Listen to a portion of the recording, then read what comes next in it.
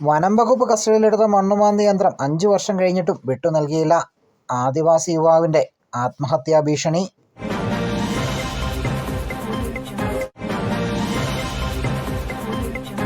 ായിട്ട് 10-14 നിർത്തി എടുത്തിട്ട് അവൻ പറഞ്ഞ മൊഴി മാത്രം എടുത്തു കൊടുത്ത് എന്റെ മറ്റേ സ്റ്റേറ്റ്മെന്റ് എടുത്തു. എന്നിട്ട് എനിക്കിട്ട് ലാസ്റ്റ് എന്റെ മറ്റേ സർക്കാരിലേക്ക് വണ്ടി കണ്ടു കിട്ടുന്ന ജസ്റ്റ് ഒഫൻസ് കിട്ടും.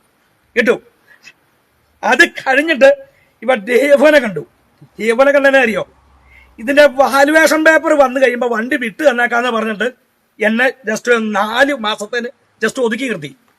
എല്ലാം കഴിഞ്ഞ് വന്നപ്പോൾ അവൻ പറയാ ഞാൻ അങ്ങനെ മിണ്ടിട്ടില്ല. ഓർത്തു നോക്കിയേ,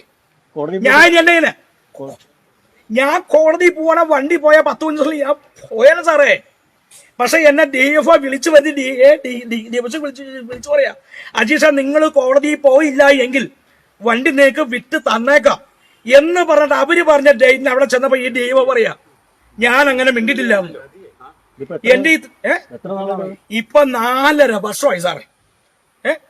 ഈ വണ്ടി ഏത് വണ്ടി ഉള്ളവരാണേലും ഈ വണ്ടിയെ കുറിച്ച് അറിയാം. വണ്ടി ജസ്റ്റ് ഓണറോ വണ്ടി ഓടിക്കുന്ന ഒരു ഓപ്പറേറ്റർക്ക് അറിയാം. വണ്ടി നമുക്ക് കണ്ടറിയാം.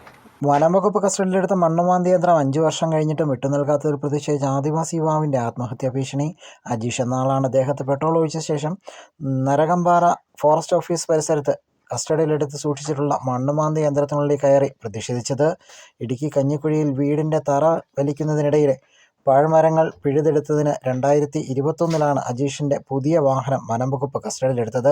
5 വർഷം ഓഫീസുകൾ കയറിയിറങ്ങിയിട്ടും വാഹനം വിട്ടു നൽകാത്തതിൽ പ്രതിഷേധിച്ചാണ് യുവാവിന്റെ ആത്മഹത്യാ ഭീഷണി. മണിക്കൂറുകൾ നീണ്ട പ്രതിഷേധത്തിനൊടുവിൽ ഡിഎഫ്ഒയുമായി നടത്തിയ ചർച്ചയിൽ സമരം അവസാനിപ്പിക്കുകയായിരുന്നു. News desk Peermade live.